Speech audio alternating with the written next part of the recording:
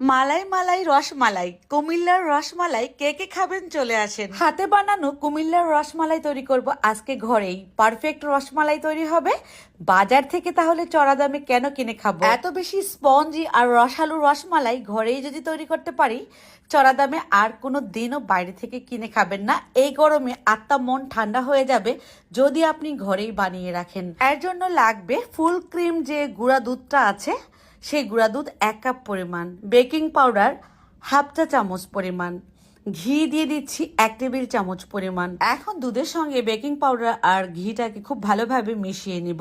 হাত দিয়ে আলতো আলতো করে মিশাবেন, আমি যেভাবে মিশিয়ে নিয়েছি। এখন অবধি দুধটা ঝরঝরে আছে। খুব ভালোভাবে মিশানো হয়ে যাওয়ার পর একটা ডিম আমি খুব ভালোভাবে ফেটিয়ে নিয়েছি কাঁটা চামচের সাহায্যে। এই একটা ডিম ফেটানো দিয়ে দিলাম। 1 কাপ দুধের জন্য একটা ডিমই যথেষ্ট। আপনারা যদি বেশি দুধ নেন সেক্ষেত্রে ডিমের মিশ্রণ আরও একটু বেশি নেবেন। যতটুকু পরিমাণ লাগে সেটা দিয়ে ডো তৈরি করবেন। 5টা আঙ্গুলের সাহায্যে খুবই আলতো আলতো করে ডোটা তৈরি করবেন। অত জোর খাটিয়ে এই ডো তৈরি করবেন না, চাপাচাপি করবেন না, তাহলে কিন্তু এই মিষ্টিটা ফুলবে না।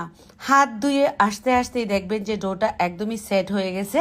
হাতের সাথে আর আঠালো ভাবটা লাগবে না, খুব দ্রুত আঠালো ভাবটা কমে যাবে। তো ডোটাকে খুবই আলতো আলতো করে তৈরি নেওয়ার পর হাত ধুয়ে আস্তে আস্তেই কিন্তু সেট হয়ে গিয়েছে। এখন রসমালাইয়ের শেপগুলো তৈরি করে নিচ্ছি। আমি যেভাবে লম্বা লম্বা করে তৈরি করলাম আপনারা চাইলে করে নিতে পারেন বা গোল গোলও করতে পারেন। এখন 1 লিটার দুধের মধ্যে হাফ কাপ পরিমাণ চিনি দিব। চিনির পরিমাপটা অবশ্যই কম দিবেন। আর দুধটার সাথে কিন্তু আপনারা চাইলে 1 কাপ পানিও মেশাতে পারেন। যতটা পাতলা হবে দুধটা, রসমালাইয়ের শেপগুলো কিন্তু ততটাই ফুলবে। আপনারা হয়তো বা খেয়াল করেছেন আমি কিন্তু হাফ কাপ পরিমাণ চিনি ব্যবহার করেছি। দুধটা বলক উঠে গেলেই এবার রসমালাইয়ের শেপগুলো দিয়ে দিচ্ছি।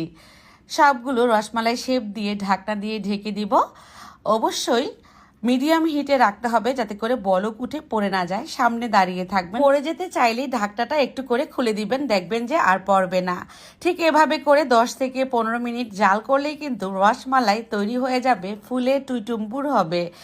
আর এই পর্যায়ে রসমালাইয়ের শেপগুলো অনেক নরম আছে, আমি একটু দেখিয়ে দিচ্ছি আপনাদেরকে।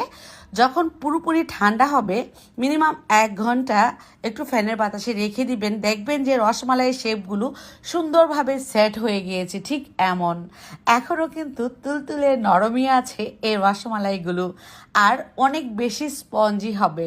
অনেকে আবার জিজ্ঞেস করবেন যে ডিম ব্যবহার করেছেন, ডিমের স্মেল আসবে কিনা। যদি আপনারা মনে করেন ডিমের স্মেল আসে, কিন্তু আমার কাছে তো একদমই ডিমের স্মেল মনে হয় না। যদি আপনাদের কাছে মনে হয় সেক্ষেত্রে একটা এলাচ দানা দিয়ে নিতে পারেন। তো রসমালাইগুলো ঠান্ডা হওয়ার পর কিন্তু